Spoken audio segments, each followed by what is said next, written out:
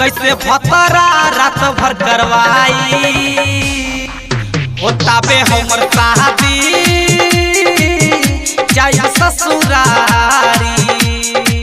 होता बे हमर शादी जाय ससुरारी। तनी हमके बता दो ए सखी कैसे भतरा रात भर करवाई। होता बे हमर शादी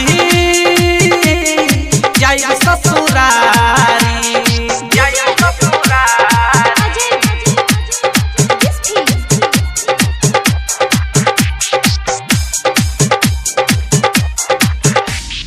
पहिले ही रतिया हो सखी कनी दाना तू समझाई हो।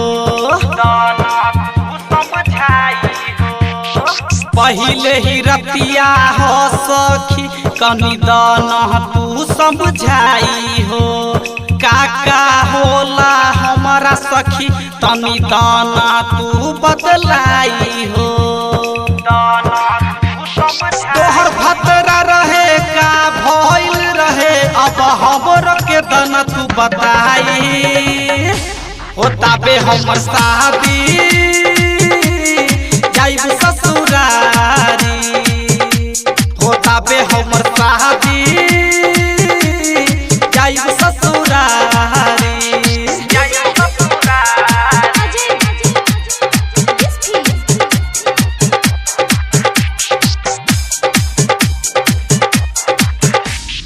मिल हमारा ए सखी मरद हाटा भोजपुरिया है। मरद हाटा भोजपुरिया है। मिल हमारा ए सखी मरद हाटा भोजपुरिया है। कैसे के हमारा से करी उ एही से भइल फिक्रिया है। हमर लहंगो उठाई कह चोली सरकाई बोला जोबन पर हाथ लगाई। होता बे हमर शादी जाइब ससुरारी। होता बे हमर शादी जाइब ससुरारी।